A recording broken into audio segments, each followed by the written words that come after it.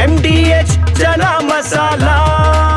ಈಗ ಕಡಲೆ ಇರಲಿ, ಹಲಸಂಡೆ ಬೀಜ, ಕಪ್ಪು ಕಡಲೆ ಅಥವಾ ಬಿಳಿ ಕಡಲೆ, ಎಲ್ಲವೂ ಸ್ವಾದಿಷ್ಟವಾಗುತ್ತೆ.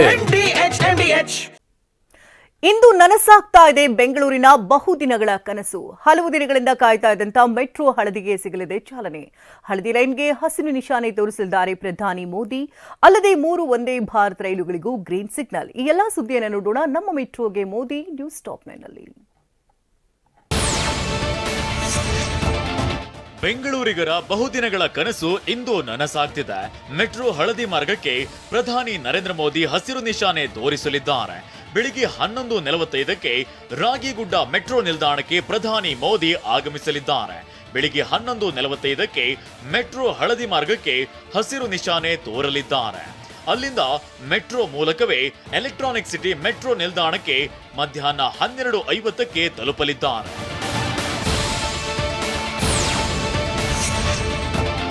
ದೆಹಲಿಯಿಂದ ಬೆಳಿಗ್ಗೆ 10:30ಕ್ಕೆ HAL ಏರ್ಪೋರ್ಟ್ನಲ್ಲಿ ಪ್ರಧಾನಿ ಮೋದಿ ಲ್ಯಾಂಡ್ ಆಗಲಿದ್ದಾರೆ.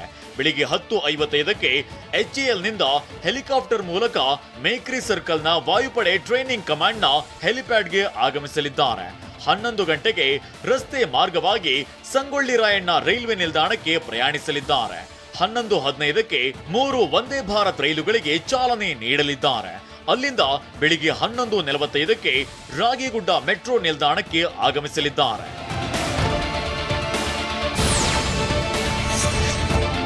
ಇನ್ನು ಮಧ್ಯಾಹ್ನ 1 ಗಂಟೆಗೆ IIT ಆಡಿಟೋರಿಯಂನಲ್ಲಿ ಸಭಾ ಕಾರ್ಯಕ್ರಮ ನೆರವೇರಲಿದೆ.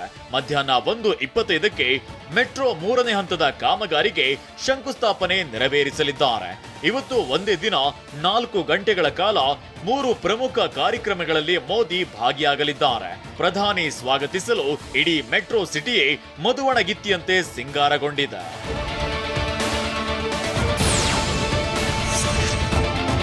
ಬೆಂಗಳೂರಿಗೆ ಭೇಟಿ ನೀಡಲು ಪ್ರಧಾನಿ ಮೋದಿ ಕೂಡ ಉತ್ಸುಕತೆ ತೋರಿದ್ದಾರೆ.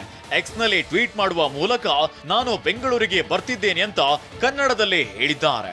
ನಾನು ಬೆಂಗಳೂರಿನ ಜನರ ಜೊತೆಗೆ ಇರಲು ಎದುರು ನೋಡ್ತಿದ್ದೇನೆ. ಬೆಂಗಳೂರು ನಗರದ ಮೂಲ ಸೌಕರ್ಯವನ್ನ ಹೆಚ್ಚಿಸಲು ಬೆಂಗಳೂರು ಮೆಟ್ರೋದ ಹಳದಿ ಮಾರ್ಗವನ್ನ ಉದ್ಘಾಟಿಸುತ್ತೇನೆ. ಬೆಂಗಳೂರು ಮೆಟ್ರೋದ 3ನೇ ಹಂತಕ್ಕೆ ಶಂಕುಸ್ಥಾಪನೆ ನೆರವೇರಿಸಲಾಗುವುದು. ನಗರದಲ್ಲಿ ಸಾರ್ವಜನಿಕ ಕಾರ್ಯಕ್ರಮವನ್ನ ಉದ್ದೇಶಿಸಿ ಮಾತನಾಡಲಾಗುವುದು ಅಂತ ಟ್ವೀಟ್ ಮಾಡಿದ್ದಾರೆ.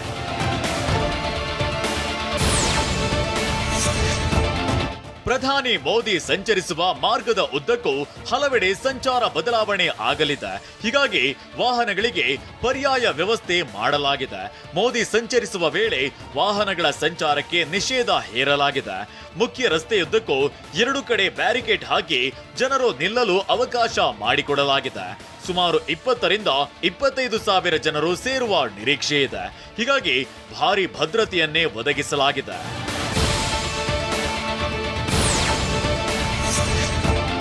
ಪ್ರಧಾನಿಗೆ ನೀಡುತ್ತಿರುವ ಭದ್ರತೆಯನ್ನ 4 ಸೆಕ್ಟರ್ಗಳಾಗಿ ವಿಂಗಡಣೆ ಮಾಡಲಾಗಿದೆ.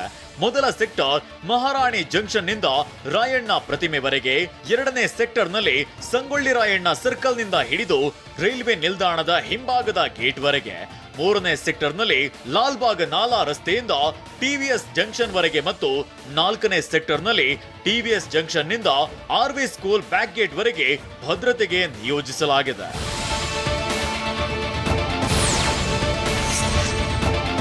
ಪ್ರತಿ ಸೆಕ್ಟರ್ಗೂ ಡಿಸಿಪಿ ಮತ್ತು ಎಸಿಪಿ ಮಟ್ಟದ ಅಧಿಕಾರಿಯನ್ನ ಉಸ್ತುವಾರಿಯಾಗಿ ನಿಯೋಜಿಸಲಾಗಿದೆ. ಬೆಂಗಳೂರು ನಗರ ಪೊಲೀಸ್ ಕಮಿಷನರ್, ಜಂಟಿ ಕಮಿಷನರ್, ಡಿಸಿಪಿಗಳು, ಎಸಿಪಿಗಳು, ಇನ್ಸ್ಪೆಕ್ಟರ್ಗಳು ಸೇರಿದಂತೆ 10,000ಕ್ಕೂ ಹೆಚ್ಚು ಪೊಲೀಸ್ ಸಿಬ್ಬಂದಿ ಭದ್ರತೆಯಲ್ಲಿ ತೊಡಗಲಿದ್ದಾರೆ.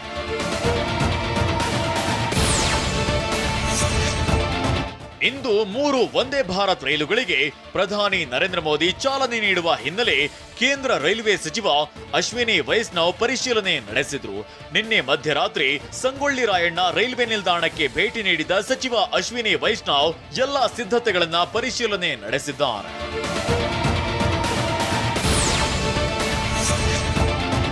ಎಲೆಕ್ಟ್ರಾನಿಕ್ ಸಿಟಿಯ IIT ಆಡಿಟೋರಿಯಂನಲ್ಲಿ ನಡೆಯಲಿರುವ ಸಮಾರಂಭದ ವೇದಿಕೆ ಮೇಲೆ ಮೋದಿ ಜೊತೆ 9 ಮಂದಿ ಗಣ್ಯರಿಗಷ್ಟೇ ಅವಕಾಶ ನೀಡಲಾಗಿದೆ.